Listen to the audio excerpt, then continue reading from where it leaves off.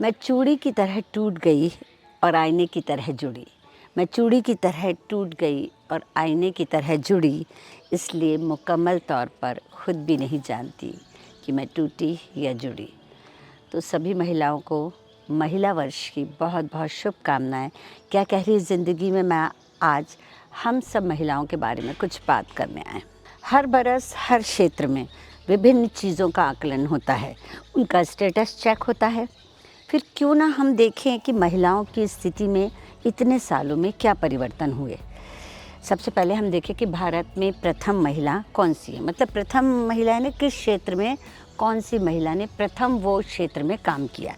जैसे कि पहली महिला डॉक्टर आनंदी गोपाल जोशी थी 1887 में, पहली शिक्षिका थी सावित्रीबाई फुले, और पहली ऑटो रिक्शा चालक थी शीला डावरे, पहली पायलट थी सरला ठकराल, पहली जो राफेल पायलट थी वो फ्लाइट लेफ्टिनेंट शिवांगी सिंह थी, पहली महिला प्रधानमंत्री इंदिरा गांधी थी, और पहली महिला इंजीनियर ललिता अय्यला थी, पहली राष्ट्रपति प्रतिभा पाटिल रहीं, तो वहीं पर पहली आईपीएस अधिकारी किरण बेदी।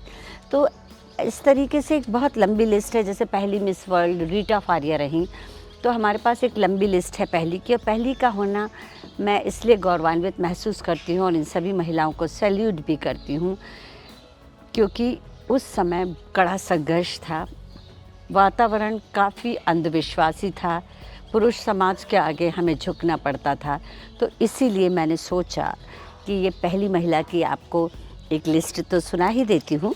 और इसके अलावा जैसे अशोक चक्र पाने वाली पहली महिला थी नीरजा भनौत, नोबेल पुरस्कार पाने वाली पहली महिला थी मदर टेरेसा, बुकर पुरस्कार पाने वाली थी अरुंधति राय, संगीतकार भारत रत्न सुब्बलक्ष्मी जी थी, और WTA में तो सबसे पहली महिला जो है विश्व में भी सानिया मिर्ज़ा। तो भिन्न क्षेत्र में दक्यानुसी समाज में विपरीत परिस्थितियों में अपना पहला कदम जमाने वाली महिलाओं को मैं सैल्यूट करती हूँ। आज सुविधा है, संसाधन है, शिक्षा है, धन है, खुला दिमाग है, तो इन्हीं क्षेत्रों में ढेरों महिलाएं हैं। तो चलिए अब हम देखते हैं महिलाओं को 2025 तक क्या क्या कानूनी अधिकार मिले। थोड़ा रूखा विषय है, लेकिन महिलाओं को एक बार फिर याद दिला दूं कि हमें कानून की तरफ से, सरकार की तरफ से बहुत सारे अधिकार मिले हैं। जैसे समानता का अधिकार मिला है, शिक्षा और विकास का अधिकार मिला है, कार्यस्थल पर अधिकार मिला है, स्वास्थ्य और सुरक्षा का अधिकार मिला है, संपत्ति का अधिकार मिला है, राजनीतिक भागीदारी में 33% आरक्षण मिला है, और कानूनी सुरक्षा अधिनियम में हमें घरेलू हिंसा संरक्षण अधिनियम मिला है 2025 में, और दहेज प्रतिबंध अधिनियम मिला है 1961 में, और सती प्रथा पे रोकथाम के लिए अधिनियम मिला है 1987 में। अब ये जो कागज़ों पे मिले सरकार और कानून द्वारा प्रदत्त अधिकार हैं हमें, पर क्या समाज और घरेलू सदस्यों ने हमें इन अधिकारों का भरपूर प्रयोग करने का अवसर दिया? नहीं, मुझे तो नहीं लगता कि इन सारे अधिकारों पर हमारा हक है। तो क्यों ना हम इसका रिवीजन करें, इसको रिकॉल करें और सोचें कि ये जो अधिकार हमें मिले हैं वो हमें पूरी तरीके से क्यों नहीं मिल पाते। शायद मिल पाते तो हम और ज़्यादा मजबूत होते। 2025 की नारी मीन्स है national annual report and index on women's safety. इसके अनुसार देश में सबसे सुरक्षित जगह कौन सी हैं? कोहिमा है, विशाखापट्टनम है, भुवनेश्वर है, और मुंबई को भी माना जाता है। वहीं पर दिल्ली, पटना और जयपुर को काफ़ी अनसेफ माना गया है, सुरक्षित शहरों में नहीं है ये। अभी फ़िलहाल 2025 में देखें कि महिलाओं की स्थिति कहाँ तक पहुँची। 2025 में भारत में उच्च शिक्षा में महिलाओं की भागीदारी में वृद्धि रही। ग्रामीण महिलाओं के बैंक खातों में कुल वृद्धि 42% रही, और शेयर बाज़ार में महिला निवेशकों का प्रभाव बढ़ते देखा। ये तो हमने भी देखा कि महिलाएं शेयर मार्केट में रुचि ले रही हैं। और ग्रामीण श्रम बल में 61.1% वृद्धि हो गई है, और महिलाओं में देखा गया है बुद्धि और विकास देखा गया है बुद्धि में। भारतीय चुनाव में महिला सशक्तिकरण बढ़ चढ़कर बोला, महिलाएं बढ़ चढ़कर राजनीति में हिस्सा ले रही हैं। AI टेक्नोलॉजी में महिलाएं थोड़ी पिछड़ी हुई हैं, और महिलाओं की स्थिति में अनिश्चितता भी है, जैसे कि शिक्षा में, घरेलू हिंसा में, स्वास्थ्य में, वहाँ उन्हें अभी भी संघर्ष करना पड़ता है। पति पत्नी दोनों कामकाजी होते हुए भी महिला को ही घर का मैनेजमेंट देखना पड़ता है, माता पिता को देखना पड़ता है। महिला खातों में ज़रूर बढ़ोतरी हुई है, ये संख्या बढ़कर 6.67 मिलियन से 27.71 मिलियन बढ़ गई है। घरेलू हिंसा, अशिक्षा, मानव तस्करी, लिंग भेद, प्रजनन संबंधी न्याय अभी भी बहुत कम इनके प्रति जागरूकता है। हरियाणा एक ऐसा राज्य है जहां 1000 पे 879 महिलाएं हैं और भारत में सबसे शक्तिशाली महिलाएं पता है कहां पर हैं? केरल में। इसीलिए वहां पर क्योंकि वहां पर शिक्षा, स्वास्थ्य और प्रगति, विकास सबसे ज़्यादा है। और अभी अगर हम ऐसा सुनना चाहें कि अभी इस वक्त हमारे देश में सबसे सशक्त महिलाएं कौन सी हैं, तो हम उसमें निर्मला सीतारमण जी का नाम ले सकते हैं, रोशनी नादर मल्होत्रा और किरण शाह मजूमदार, जो अपने बिज़नेस में ऊंचाइयां छू रही हैं। और सुंदरता में तो भारत देश में अभी हमने फ़िलहाल अभी देखा गया इस बरस की खूबसूरत हीरोइन में कृति सेनन का नाम आया है।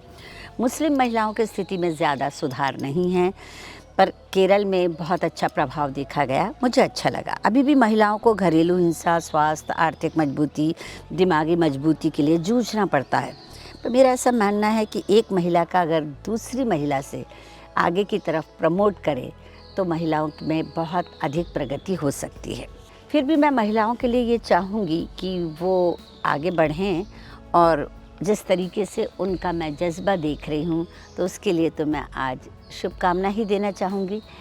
स्त्री की तरफ से एक बात कह रही हूँ कि मैं अलग अलग पन्नों में, अलग अलग किताबों में छपी, कभी माँ बाप के घर में, कभी स्कूल में, कभी अहाते में, कभी प्रेम प्रांगण में, कभी कार्यस्थल पे, तो कभी महफिलों में, कभी ससुराल में, तो कभी समाज के समक्ष। जी हुआ कि उन सारे पन्नों को समेट के जिल्द में बांधूं। बिखरी बिखरी सी मैं लोगों को हमेशा बंधे रहने का भ्रम देती रही। यहाँ मैं हर स्त्री का प्रतिनिधित्व कर रही हूँ। मैं जो मेरा है, कुछ मेरी, कुछ दोस्तों की, कुछ अनजान स्त्रियों की बातें, स्त्री की दास्तान, स्त्री जीवन में झांकना मानव स्वभाव की कमज़ोरी है। तो आप भी टहलें, घूमें हम स्त्रियों के मन में और देखें कि आखिर क्यों मीरा अभी तक नाच रही है। मैंने मीरा यहाँ स्त्रियों के लिए संबोधित किया है। पैरों में घुंघरू बांधे मीरा नाच रही है, उसे किसी स्टेज की ज़रूरत नहीं, उनसे किसी तालियों की ज़रूरत नहीं, बस वो नाचे जा रही है। जाने कब तक वो नाचेगी। और पर फिर भी मैंने कहा ना कि एक महिला अगर दूसरी महिलाओं को अगर मुबारकबाद देती, फिर भी मैंने कहा कि अगर एक महिला दूसरी महिला को संभालते हुए आगे बढ़ती है तो वो एक दूसरे से पूछ सकती हैं और क्या कह रही है ज़िंदगी। तो आज दहलीज़ आसमान छूने चली, आज दहलीज़ आसमान छूने चली, डोर पतंग से अलहदा हो चली, बांध बादलों के पंख पैरों में, तारों की बस्ती की ओर चली। आज दहलीज़ आसमान छूने चली। अभी तो उगना ही चाहता है सूरज, अभी तो उगना ही चाहता है सूरज, अभी तो मेरी पूरी शाम नहीं ढली। आ गया खिलखिला था नटखट सवेरा, रोशनी ने अंधियारे पे कालिख मली। आज दहलीज़ आसमान छूने चली। देख मेरे ख्वाबों की उड़ती पतंग, देख मेरे ख्वाबों की उड़ती पतंग, उमंगे भी उमड़ पड़ी मेरी गली, टूटे दिल के सूखे सहरा में आज फिर उठी खिल एक नन्ही कली। आज दहलीज़ आसमान छूने चली। है पता संघर्ष है कड़ा देहरी से परे, है पता संघर्ष है कड़ा देहरी से परे, टूटी लकीर मायूसी की उम्मीद नहीं टली, सुनहरा पल खड़ा है क्षितिज के उस पार, सुनहरा पल खड़ा है क्षितिज के उस पार, मैं सीता दहलीज़ लक्ष्मण रेखा हो चली। आज दहलीज़ आसमान छूने चली। सीता ने लक्ष्मण रेखा पार कर ही ली थी। वो सोच रहे हैं कि कौन सी जंजीरें हैं, वो सोच रहे हैं ऐसी कौन सी जंजीरें हैं जिन्हें मैं चाहती हूँ तोड़ना, वो कौन से पंख हैं भला जिनसे मैं चाहती हूँ उड़ना। बड़ी मुख्तसर सी और मासूम सी ख्वाहिश है मेरी, जी तुम्हारी मर्ज़ी से तमाम ज़िंदगी, अब जीने की खुद मुख्तारी चाहती हूँ। तो शुक्रिया और बहुत बहुत शुभकामनाएं।